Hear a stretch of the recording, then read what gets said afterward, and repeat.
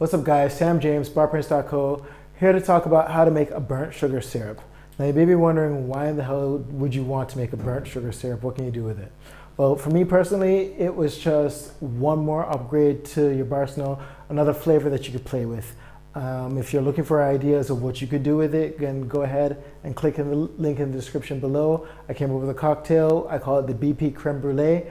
And it's a perfect example of how to use a burnt sugar syrup. But obviously, I encourage you all to come up with your own variations, your own different recipes. Please post them on Instagram, tag Barprints in it. You could probably get a feature out of it. And let's get started on how you can make a burnt sugar syrup. Now to get started, you're going to be using a 1-to-1 ratio of sugar to water. And instead of using a pot, like you would if you're making a regular cordial or a simple syrup or something like that, we're going to go ahead and use a pan, preferably a saucepan if you have one, because of how wide it is and how much easier it'll be for the rest of the process, as I'll explain in a little bit. Go ahead and take the sugar and lay it out evenly in the saucepan or whatever kind of pan that you have. Set that over a medium to high heat, and basically you're just going to wait a little bit. What you're trying to do is allow for the sugar to melt. The sugar is going to start to get a little bit stickier. You're going to see parts of it liquefy, and then you're going to keep going. Stir it a little bit so that it does stick to the pan if it makes you feel better. But essentially, at the end of the day, what you're going to do is let that sugar come and melt out completely until it comes to a boil. The color is going to start to change. It's going to start to get a brown color, as you know burnt sugar would look like.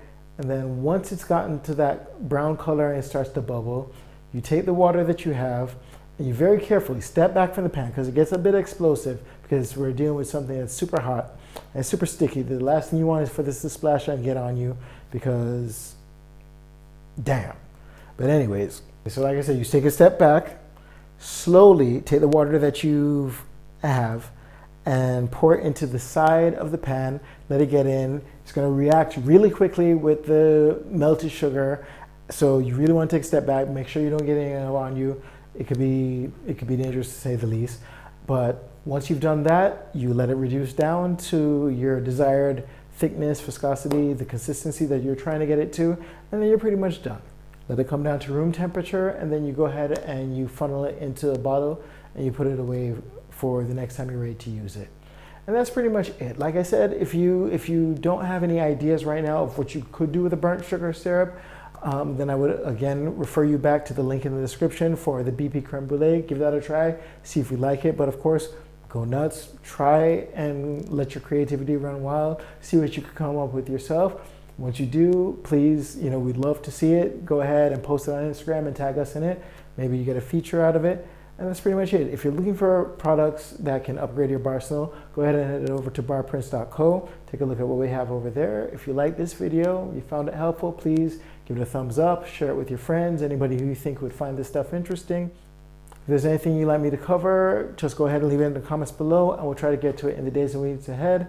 And PPS, the Barprints free ebook, the Barprints cheat sheet, is also available in the description below. Just click that link, download it for free. It has some great fundamental information, as well as a couple of advanced techniques that can really give your cocktails a little extra something.